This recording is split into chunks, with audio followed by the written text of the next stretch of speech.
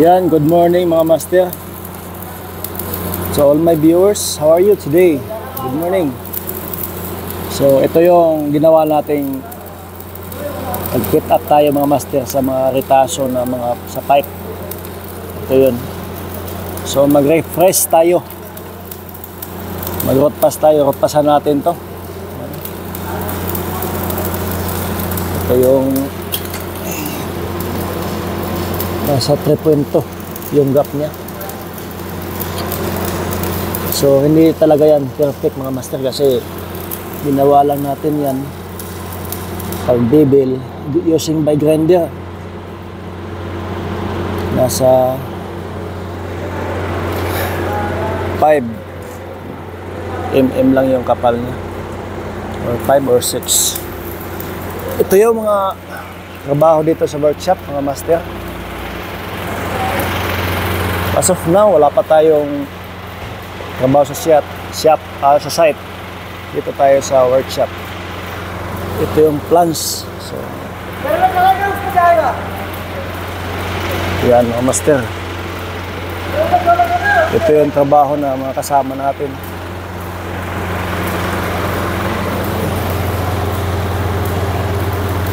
Wala na, basta production ng mga master, makikita mo talaga na.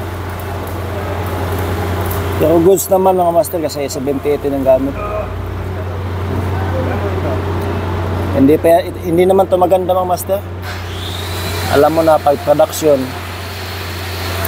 kumbaga importante dyan papasa sa x-ray, diba? Yun naman ang importante dyan, papasa sa x-ray, visual, papasa. Pero hindi to maganda mga master.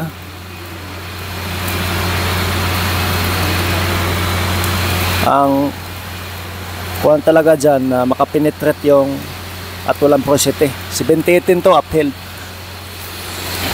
So dito tayo sa mga kasama natin, Bangladesh.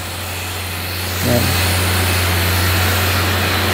End cap na nga master, mga end cap na. Ito ay kakabit sa mga branches. Wow, diba? So pag nagkabit na ng mga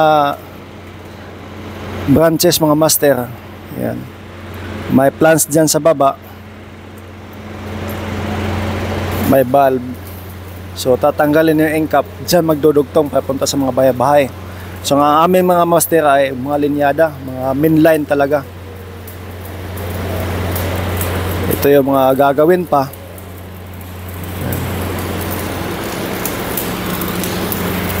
Wow, preparation to para sa shutdown mga master.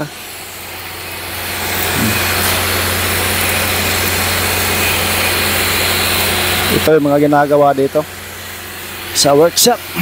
Ito maganda. Ang ganda.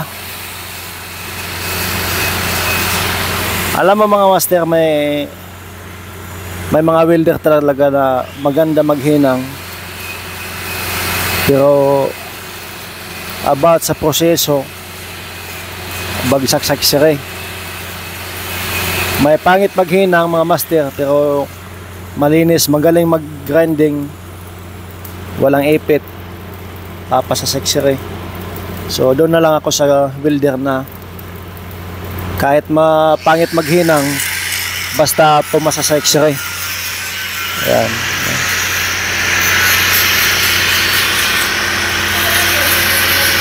Diba? Yan ang importante, papasa sa x-ray. Anhin mo naman yung maganda yung hinang. Pag dating sa x-ray, bagsak. Diba?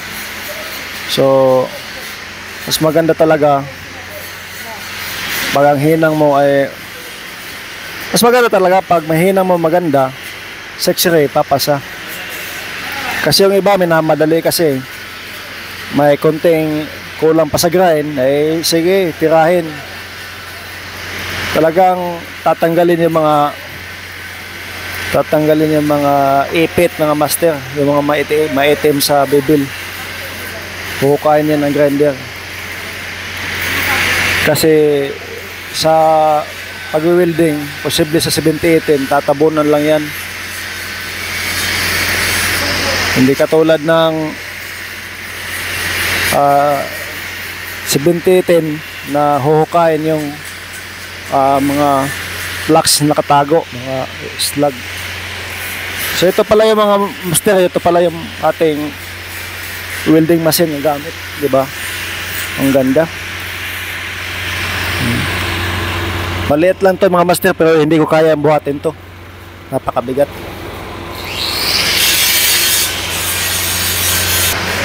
Ito pala yung elbow mga master na 90.